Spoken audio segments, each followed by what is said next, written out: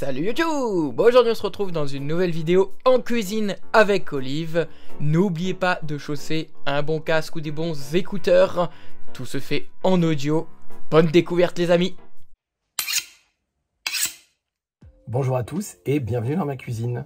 Aujourd'hui je vous propose en quelque sorte la suite de la précédente vidéo puisque je vais vous préparer les pommes de terre sarladaises.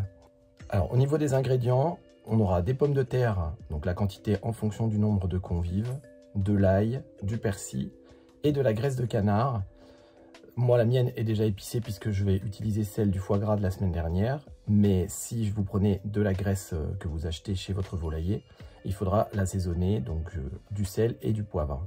Je vous le dis tout de suite parce que j'en parlerai sans doute pas pendant la vidéo, mais le sel, mettez-le vraiment à la fin de la cuisson. Alors la première chose à faire, c'est préparer les pommes de terre. Donc je les épluche à l'aide d'un économe. Donc tient sa pomme de terre dans sa main gauche, ou droite si vous êtes gaucher. Et ensuite, je tourne petit à petit en faisant des petites bandes avec l'économe. Une fois que j'ai fait le tour de la pomme de terre, j'enlève le bas de la pomme de terre et la partie qui est en haut également, en faisant des bandes avec l'économe. On vérifie qu'il n'y a pas de petits morceaux de peau de rester à certains endroits. Ça se sent relativement bien avec le doigt. Une fois que ma pomme de terre est épluchée, je la coupe en deux dans le sens de la longueur.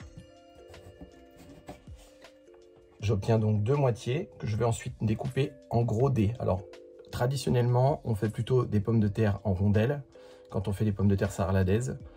Je vous explique, moi je les fais en forme de dés parce que c'est plus facile pour les retourner dans la poêle quand on ne voit pas en fait. Mais si vous préférez faire des rondelles, vous faites des rondelles. Alors les dés que je fais, ils sont assez gros, hein. Ce sont des dés qui font 2 cm à peu près de côté. Il ne s'agit pas de faire des pommes de terre sautées. Les pommes de terre sautées, vous faites des petits dés. Là, vous faites des gros dés en fait. Ensuite, je vais préparer 2 gousses d'ail. Alors moi, j'ai des gousses d'ail qui sont assez grosses, donc j'en mets que 2, mais vous pouvez en mettre plus. Hein. Et c'est pareil, c'est en fonction de la quantité de pommes de terre que vous faites. S'il y a beaucoup de pommes de terre, n'hésitez pas à en rajouter. De toute façon, l'ail, on n'en met jamais trop. C'est tellement bon pour la santé. Une fois que ma gousse est épluchée, j'enlève la base, puis je la coupe en deux. Pour enlever le germe, vous pouvez glisser la pointe du couteau, mais quand on ne voit pas, c'est pas forcément évident. Donc ce que vous pouvez faire sinon, c'est que vous prenez votre gousse entre vos pouces et vos index, et puis vous cassez en deux la moitié, et ensuite vous allez pouvoir récupérer le germe qui se trouve à l'intérieur. Alors maintenant que mes gousses d'ail sont épluchées, je vais les mettre dans le presse-ail, et je le presse dans la poêle. Alors je vais allumer sous la poêle dans laquelle il y a l'ail et la graisse de canard. Le fait que ce soit allumé, ça va permettre de faire fondre la graisse puisqu'elle s'était solidifiée étant donné qu'elle était dans le frigo. Pendant ce temps-là, avec les ciseaux, je vais hacher finement mon persil, donc que j'ai déjà préparé dans un petit bol, du persil frais. N'hésitez pas à mélanger votre persil pour bien tout hacher finement. Alors, étant donné que la cuisson sera longue pour les pommes de terre, n'hésitez pas à mettre quand même une certaine quantité de graisse. Moi, j'en dois en avoir à peu près 150 grammes, je pense. Surtout, utilisez une poêle très large de façon à ce qu'un maximum de pommes de terre soit au contact avec le fond de la poêle. Ça permet que ça cuise plus vite.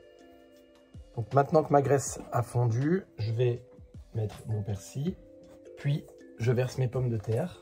Allez-y doucement, pas que ça éclabousse et que vous brûliez. Donc je répartis avec mes mains mes pommes de terre de manière homogène. Donc là, moi je ne le fais pas comme je vous ai dit tout à l'heure, mais ce serait le moment de mettre du poivre. Alors ce que je vais faire, c'est que je vais couvrir mes pommes de terre pendant environ 20 minutes.